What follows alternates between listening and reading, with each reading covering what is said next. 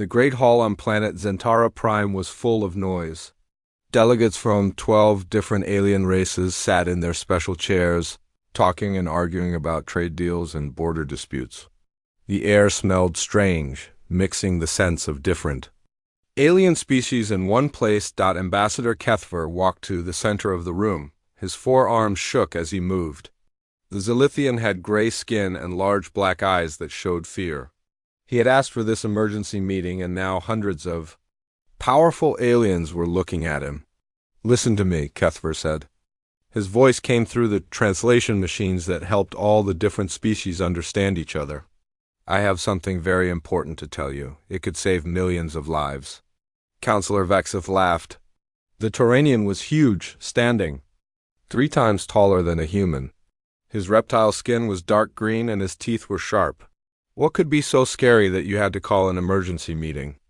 "The humans," Kethver said. "The humans from Earth. You must not attack them. You must not fight them. If you do, they will hunt you forever." The room erupted in more laughter. Delegate after delegate stood up to mock the warning. These aliens had conquered hundreds of worlds. They had destroyed entire civilizations. The idea that a young species like humans could threaten them seemed like a joke. "The humans barely learned to fly between stars 50 years ago," said Counselor Murden. Her crystal body glowed with amusement. "What can they do to us?" Kethver's skin turned darker, showing his distress. "My people learned the hard way. We thought humans would be easy targets. We attacked one of their colonies called New Denver. We expected to win quickly, take their resources, maybe capture some slaves." He pressed a button and showed images.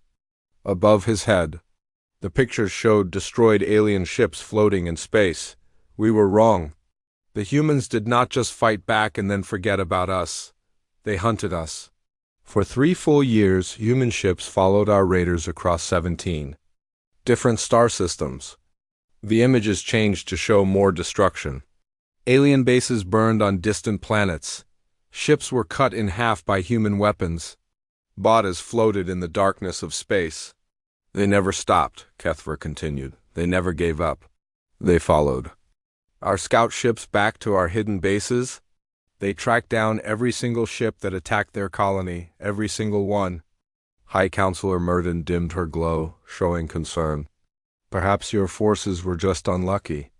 Most species defend their homes, but then they want to make peace." "Not humans," Kethver said firmly. "I went to Earth myself to study them.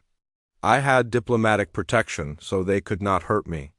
But what I learned terrified me." The room grew quieter. Some delegates leaned forward to hear better. "Humans have been fighting wars for their entire history," Kethver explained. "Not just small fights, but huge wars that lasted for decades. They have a way of hunting that comes from their evolution. Their ancestors chased prey animals until the animals collapsed from exhaustion. This instinct followed them to the stars." More images appeared. These showed human history, armies marching across continents, ships crossing vast oceans, soldiers fighting in terrible conditions. When ancient humans were attacked, they would chase their enemies across entire continents. When their naval base was destroyed in something called Pearl Harbor, they fought across the biggest ocean on their planet. They did not stop until their enemies surrendered completely. Supreme Commander Zargoth stood up. The insect-like Kraxan warrior clicked his 4 legs against the metal floor. "These are just stories about primitive Earth armies. We have technology that can crack planets. Our fleets have thousands of ships. What can these humans do against the combined power of the Galactic Council?" "That thinking will destroy us all," Kethver replied. "You only see their current technology level. You do not see their potential. Humans do not just adapt to new situations, they innovate faster than should be possible." The ambassador showed more data. In 100 years, they went from simple flying machines to traveling between stars. In 50 years, they went from their first computers to artificial intelligence that rivals our best systems. Kethver's voice became desperate. "When humans are pressured, when they are threatened, they advance their technology at impossible speeds. They learn from every battle, every defeat, every victory. They become stronger with each encounter. The Nixarian delegate spoke through his mechanical suit. Gas-based beings needed special equipment to interact with solid matter. One battle means nothing. Perhaps your forces were simply careless in their planning. I studied their military history for months, Kethver said. Humans have fought continuous wars for thousands of years. They have perfected the art of conflict. More importantly, they never forget real wrongs, and they never forgive crimes against innocent people. He showed images of human battles throughout history. Armies crossing frozen mountains, navies sailing through storms, soldiers fighting in deserts and jungles. They crossed oceans to pursue enemies. They fought wars that lasted generations. When Rome was attacked by Hannibal, they spent 17 years hunting him across 3 continents. The chamber was getting quieter, but many aliens still looked skeptical. I am begging you, Kethver said, his forearms spread wide. Do not test the humans. Do not attack their colonies. Do not treat them as inferior beings.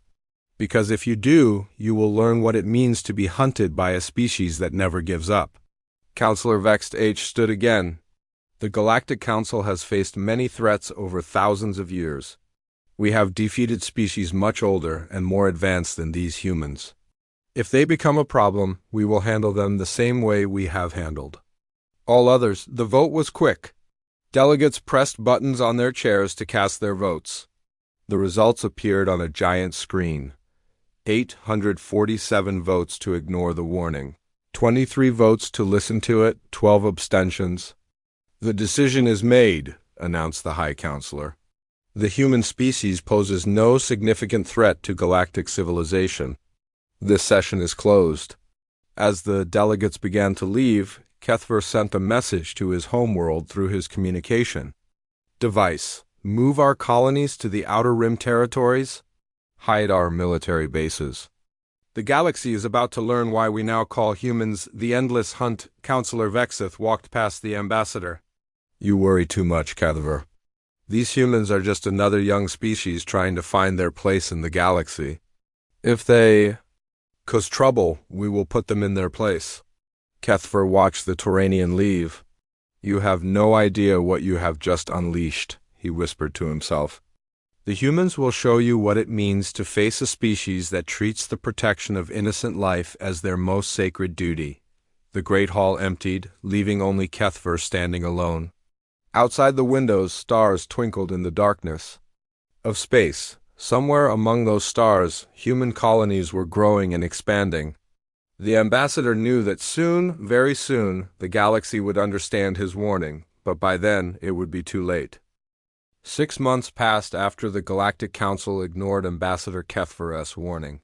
On the planet Kraxon Prime, Supreme Commander Zargoth stood in his war room, looking at star maps.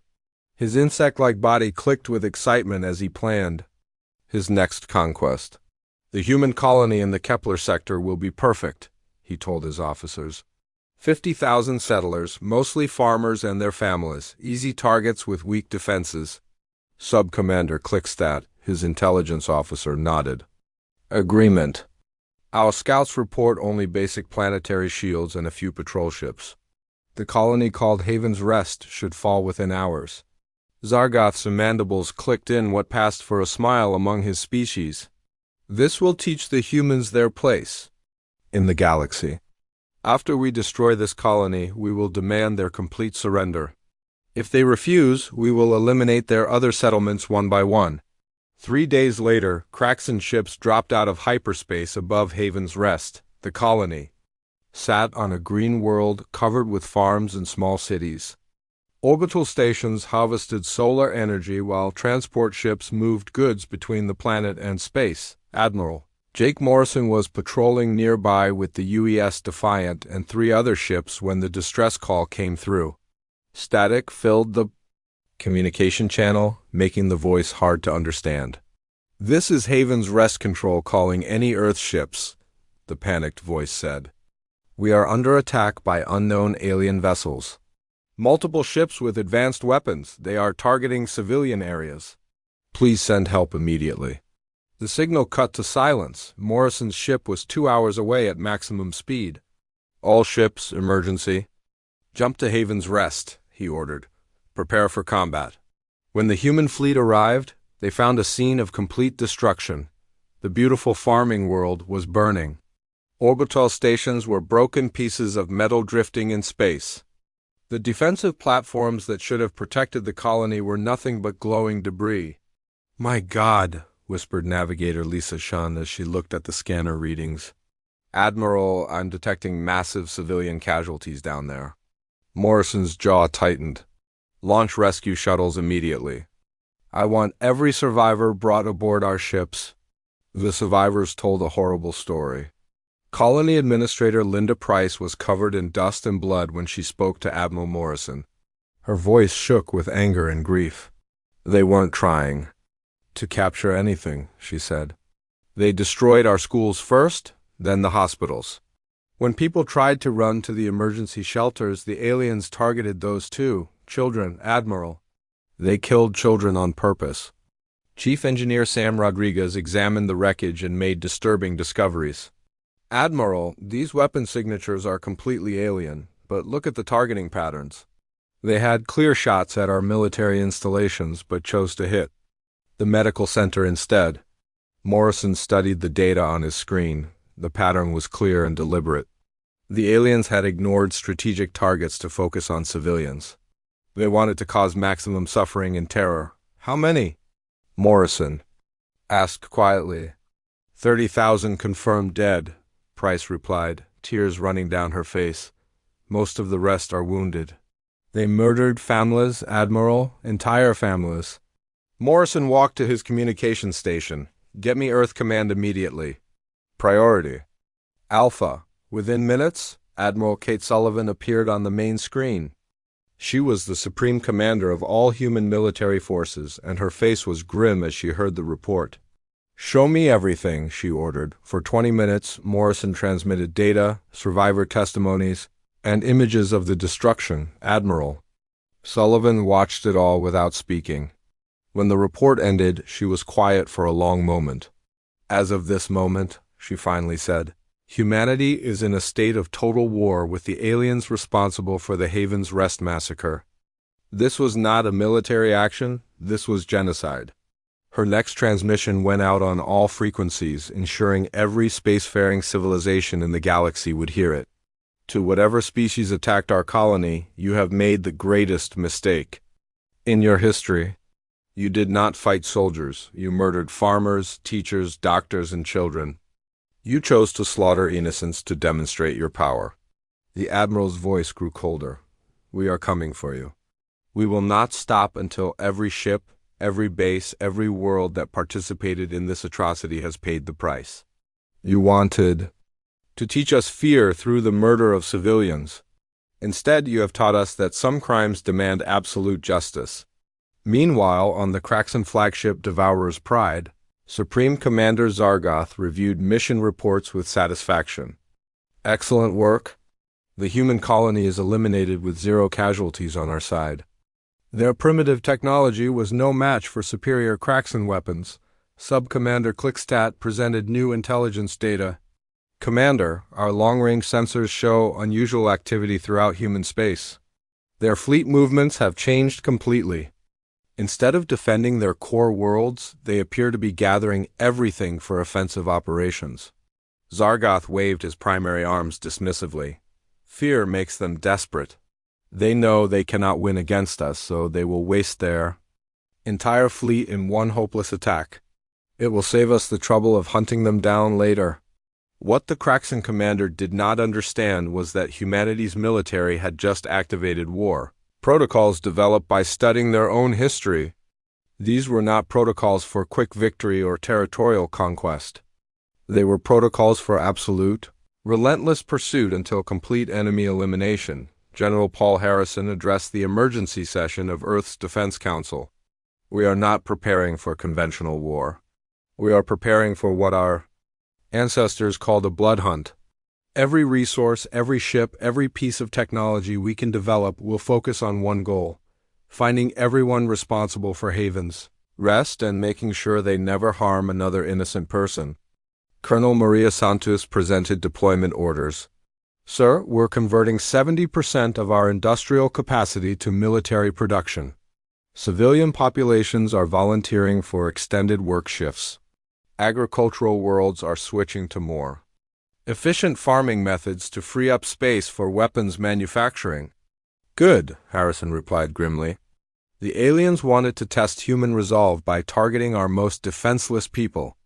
Now they will learn what it means to be hunted by 8 billion humans who will never forgive and never forget. Dr. Helen Carter, head of the Xenological Analysis Department, provided crucial intelligence. General, we've begun analyzing the attack patterns and weapon signatures. The aliens use projectile weapons and energy beams consistent with a militaristic society that values overwhelming force over tactical precision. What does that tell us about their psychology? Harrison asked. They are bullies, Carter replied. They expect quick surrender after a show of superior force. They have probably never faced an enemy that fights back after suffering major losses. This suggests they are unprepared for prolonged conflict. Harrison smiled grimly. Then they are about to get an education in human warfare. Begin operation preparation. Within days, human space became a hive of activity unlike anything in their history. Civilian cargo ships were fitted with armor and weapons. Mining vessels had their drilling equipment converted to military railguns. Even passenger liners were modified to serve as troop transports or supply ships. The message was clear to anyone watching. Humanity was not just preparing for war. They were preparing for something the galaxy had never seen before, a campaign of absolute pursuit that would not end until justice was served. Admiral Morrison received his new orders while still collecting survivors from Haven's Rest. Jake, Admiral Sullivan told him privately, I want you to understand what we're about to do. This is not about territory or resources. This is about making sure that no alien species ever again believes they can murder human civilians without consequences. Morrison looked out at the ruined colony below. Understood, Admiral. What are my orders? Find them, hunt them. Make them pay for every life they took? And make sure the entire galaxy understands that humanity protects its innocent people with absolute determination. As human ships began to mass at the edge of their territory, automated probes launched in every direction. The largest intelligence-gathering operation in human history had begun. Advanced sensors searched for any trace of the alien ships that had attacked Haven's Rest. The hunt was about to begin, and the galaxy would never be the same. 3 weeks after the Haven's Rest massacre, the Kraxan hegemony received their first lesson about human warfare. A small scouting fleet of 12 Kraxan ships was conducting routine reconnaissance near the Vega system when space around them suddenly erupted in weapons fire. Captain Rexmore of the scout ship Razor's Edge had been reporting to Kraxan Command just moments before the attack. Sector 7 Alpha appears clear of human activity, no energy signatures detected. No ship movements observed, proceeding with deep scan of potential colony worlds. Without any warning, human ships appeared from what seemed like empty space. Not just a few vessels, but over 60 ships that had been hiding in perfect ambush positions for days. The human fleet included military warships, but also cargo ships, mining vessels, and passenger liners that had been converted to carry weapons. Admiral Jake Morrison commanded the operation from the bridge of the UES, relentless. His voice was calm and cold as he gave the order. All ships, weapons free? Remember, we want survivors for questioning, but only if it does not risk human lives. These aliens showed no mercy to our civilians at Haven's Rest. The battle was swift and brutal. Kraxan shields, designed to deflect energy weapons, proved useless against human kinetic weaponry. Massive railguns fired tungsten rounds at incredible speeds, punching through alien armor like paper through cardboard. More disturbing to the Kraxan crews, the humans seemed to know exactly what they would do before they did it. Every tactical maneuver the aliens attempted was already being countered by human ships in perfect position. Sub-Commander Clickstad watched his fellow ships being destroyed around him. His vessel barely escaped the ambush by jumping to hyperspace at the last possible moment. When he reached safety, he immediately contacted Supreme Commander Zargoth. Commander, the humans somehow knew our exact patrol routes, our communication frequencies, even our standard tactical responses. It was as if they had been studying us for years, not weeks. Impossible, Zargoth replied from his command center. They are a primitive species with basic technology. How could they have such detailed intelligence about our operations? The answer was Dr. Helen Carter, Chief of Human Intelligence Analysis aboard the research vessel UES Discovery. Her team had been working without rest since Haven's Rest, analyzing every piece of data they could gather about their enemy. Admiral Morrison, Dr. Carter reported through secure transmission. We have cracked their basic communication protocols and begun mapping their military command structure. More importantly, we have identified their home system and the locations of their primary military bases. Her colleague, Dr. Ben Rodriguez, added crucial information. The aliens call themselves the Kraxan Hegemony. They are a conquest-based society that has conquered over 40 worlds in the past 2 centuries. Their military doctrine relies on overwhelming initial force followed by quick subjugation of surviving populations. Morrison studied the intelligence reports on his screen. What does this tell us about their weaknesses? They have never faced an enemy that continues fighting after suffering major losses, Carter explained. According to intercepted communications, they are completely unprepared for prolonged conflict. They expect quick surrender after demonstrating superior firepower. Morrison's expression hardened. Then they are about to learn about human military history. Prepare Operation Marathon. Operation Marathon unfolded over the next 6 months as the largest sustained military campaign in human history. Unlike traditional warfare that seeks to capture territory or force political surrender, Marathon was designed around a single principle: relentless pursuit and elimination of enemy forces wherever they could be found. Human fleets, organized into small, fast-moving hunter groups, began appearing throughout Kraxan space.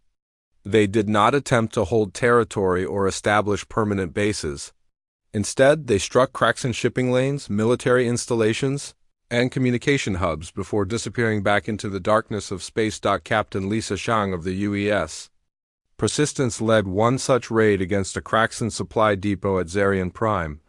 As her ships destroyed fuel reserves and weapon stockpiles, she broadcast a message that would be repeated throughout the campaign. We are not here to conquer this world. We are here to destroy every ship, every weapon, every resource that could be used against human civilians. The Kraxans wanted to prove their superiority through massacre. Now they can try to maintain their empire while being hunted across the galaxy. The psychological effect on Kraxan forces proved devastating. Commander Groktoy, the Kraxan Third Fleet, sent increasingly desperate reports to his superiors. Supreme Commander, our vessels refuse to travel standard trade routes. Supply convoys require triple escorts, and even then, the humans appear from nowhere and vanish after causing maximum damage. Our soldiers speak of humans as if they are ghosts that can strike anywhere, anytime. Most disturbing to Kraxan command, the humans demonstrated an unprecedented ability to learn and adapt from each encounter. Weapons that proved effective against human ships in one battle were completely useless in the next engagement, as humans developed countermeasures at impossible speed. Dr. Carter's research teams worked around the clock to turn each battle into a learning opportunity. We have established analysis groups on 17 different ships, each focused on specific aspects of Kraxan technology. Every engagement provides more data, and our industrial base is converting that data into improved weapons and defenses. Faster than the enemy can adapt. The human approach to warfare confused and terrified their enemies. Traditional galactic conflict involved territorial conquest, resource acquisition, or political domination. The humans seemed interested in none of these things. They appeared solely focused on hunting down and destroying every Kraxan military asset they could find.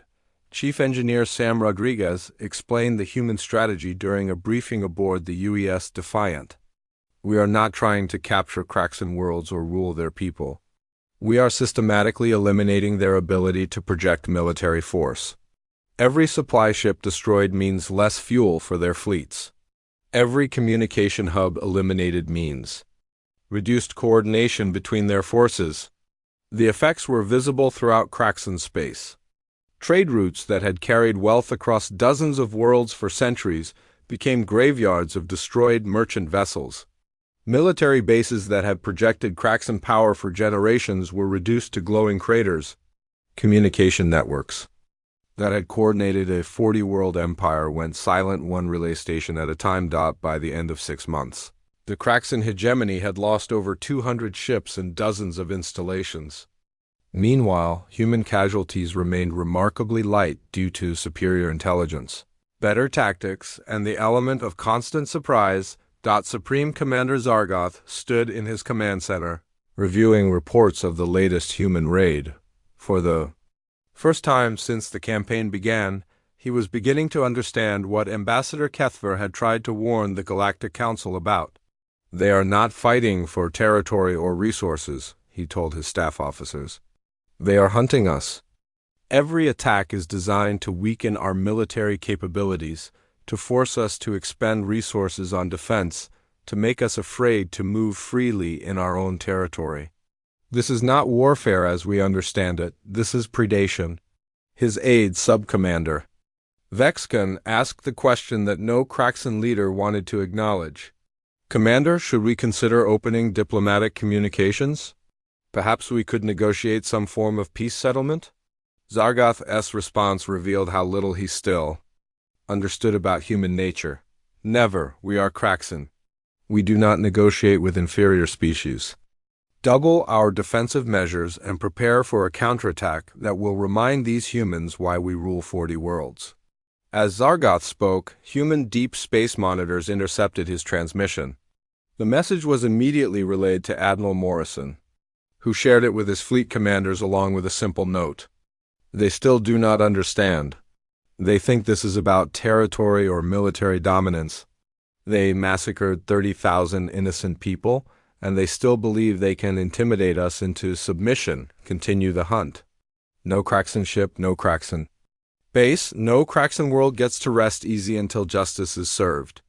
The hunt continued across the galaxy, and other civilizations began to take notice. Long-range sensors detected human ships operating in dozens of different star systems. Intelligence networks reported human agents gathering information about Craxan allies and trading partners. Ambassador Kethver, monitoring the situation from his homeworld, sent a message to any Galactic Council member willing to listen. The humans are doing exactly what I warned you they would do. They are pursuing their enemies with absolute determination across any distance, through any obstacle, for as long as it takes. The Craxans awakened something that will not rest until justice is achieved. The galaxy was beginning to understand that humanity represented something unprecedented in galactic history, a species that would pursue moral justice with the same relentless determination that had made them the apex predators of their homeworld. The hunt had only just begun. 18 months after the Haven's Rest massacre, the Galactic Council called an emergency session as disturbing reports arrived from across the galaxy. What had started as a minor human problem had grown into something that terrified every spacefaring civilization. Counselor Murden of the Altarian Federation stood before the assembled delegates, her crystalline body dim with worry. Fellow council members, we must address the human situation immediately. In the past year, they have conducted over 500 military operations across 47 star systems. The holographic display showed the current state of what was once Craxan space. Red zones marked areas where human ships had been active. Yellow zones showed disrupted trade routes. Green zones, once representing secure Craxan territory, had almost completely disappeared. Their rate of technological advancement has increased by 300%, Murden continued. They have demonstrated capabilities that should be impossible for such a young species. Ambassador Kethver, whose warning had been ignored so many months ago, stood to address the council. His forearms hung with weary resignation. I told you this would happen. The humans have not been waging war as we understand it. They have been conducting what they call total warfare. the complete elimination of their enemy's ability to threaten them ever again. High Counselor Dexron of the Nixarian Collective presented intelligence that sent waves of fear through the chamber. Our deep space monitoring stations have detected human research vessels in 17 different sectors. They are not just fighting the Kraxans, they are studying the technology and tactics of various species throughout the galaxy. The most disturbing report came from Trade Minister Velkoth of the Mercantile Guild. The humans have established what they call interdiction zones around former Kraxan territory. Any ship attempting to provide aid, weapons, or supplies to Kraxan forces is immediately seized. The crews are interrogated and then released with a warning. Velkoth's tentacles writhed with anxiety as he continued. They have effectively cut off an entire galactic empire from outside support. No merchant vessel dares to approach Kraxan space anymore. Commander Zexstar of the Galactic Peacekeepers provided tactical analysis that left the chamber in stunned silence. The humans have demonstrated the ability to coordinate fleet movements across distances that should make such coordination impossible.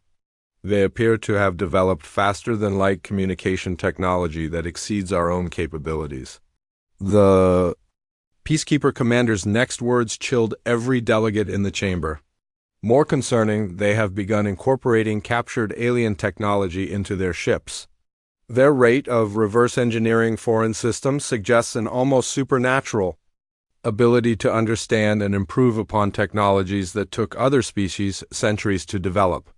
The debate that followed revealed the growing panic among the galactic powers. Counselor Vexith, who had led the original vote to ignore Kethver's warning, now advocated for immediate intervention. We must stop the humans before they complete their vendetta against the Kraxans, he declared.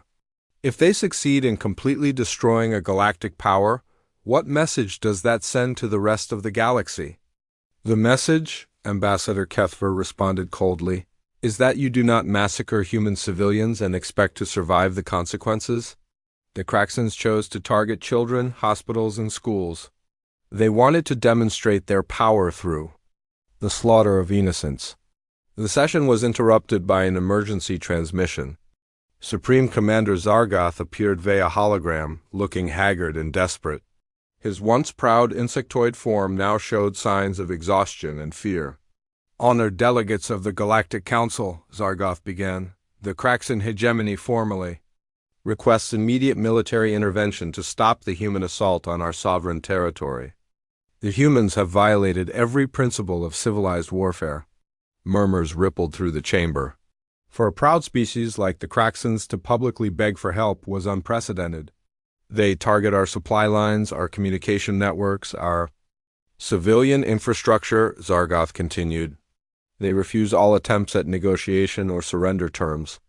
They ignore diplomatic immunity and pursue our forces into neutral space. Counselor Murden leaned forward.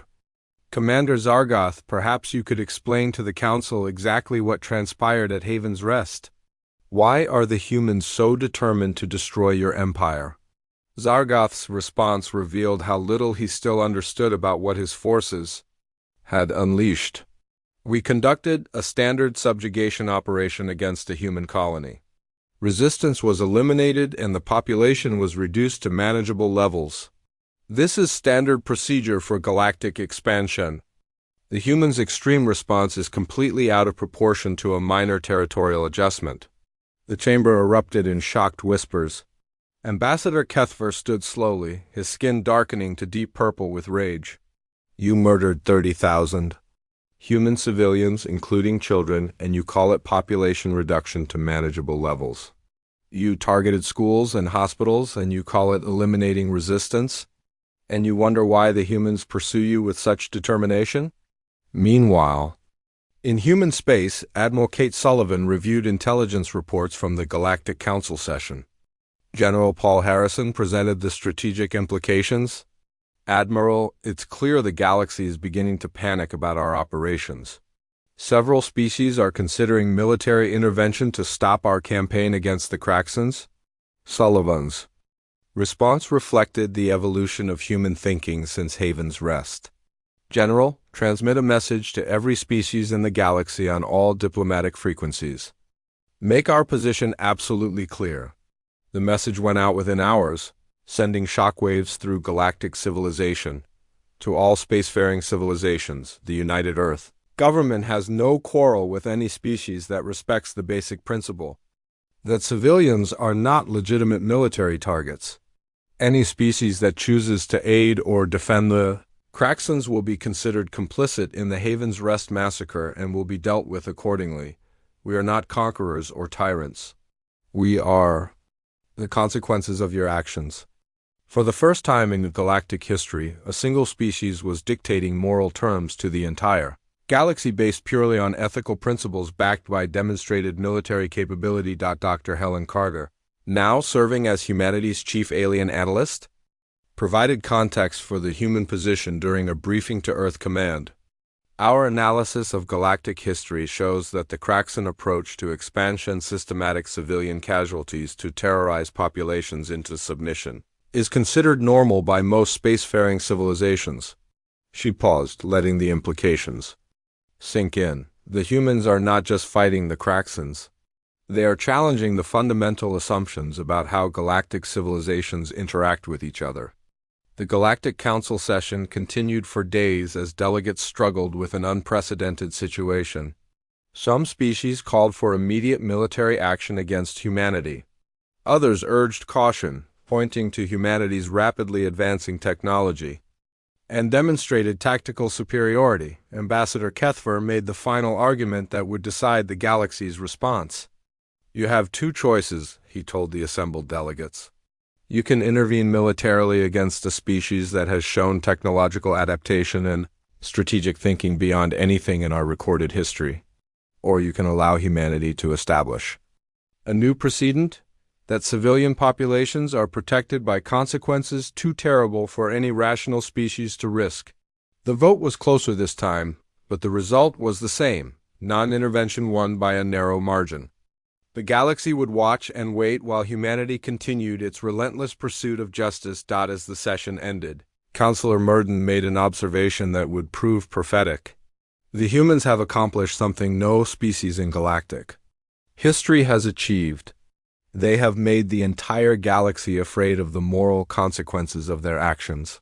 She looked around the chamber at the various alien delegates.